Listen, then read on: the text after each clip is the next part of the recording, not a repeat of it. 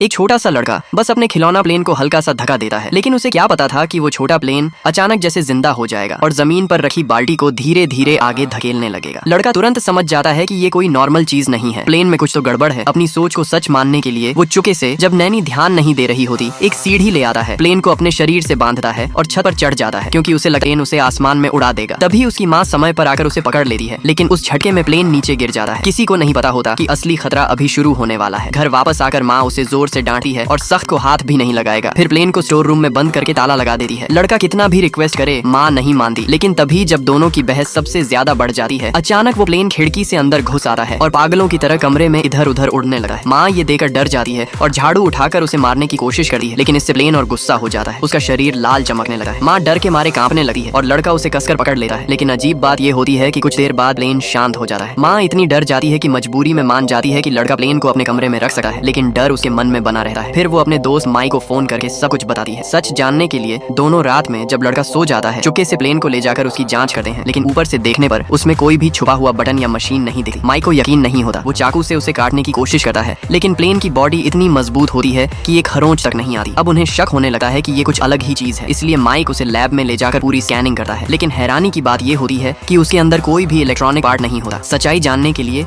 वो उसे hydraulic press के नीचे रखकर दबाता है, लेकिन प्लेन बिल्कुल सही सलामत रहता है, जैसे कुछ हुआ ही ना हो। दूसरी तरफ लड़के को पता चल जाता है कि उसका प्लेन ले जाया गया है, तो वो आधी रात को लैब में घुस जाता है और मौका देकर प्लेन चुपके से उठा लेता है और छिप जाता है। माइक जब फोन से फ्री होता है तो तुरंत नोटिस करता है कि प्लेन गायब है और उसे शक हो जाता है कि लड़का ही आया है। जैसे ही वो आगे बढ़ता है, पास की अलमारी जोर से हिलने लगी है और उसकी तरफ गिर जाती है। इसी मौके का फायदा उठाकर लड़का भाग जाता है, लेकिन माइक अलार्म बजा देता है और पूरा बेस अलर्ट हो जाता है। लड़का अपने पापा का आईडी कार्ड इस्तेमाल करके किसी तरह भागते भागते बिल्डिंग की छत तक पहुंच जाता है और वहीं वो एक पागलपन भरा फैसला लेता है। बिना सोचे समझे प्लेन को अपने शरीर से बांधता है और सबसे ऊंची छत पर चढ़ जाता है। और तभी कुछ ऐसा होता है जो किसी ने नहीं सोचा था। वो छोटा सा प्लेन सच में उसे उड़ाकर आसमान की तरफ ले जाने लगा है। लाइक सब्सक्राइब कर देना, भगवान आपको बहुत खुशी देगा।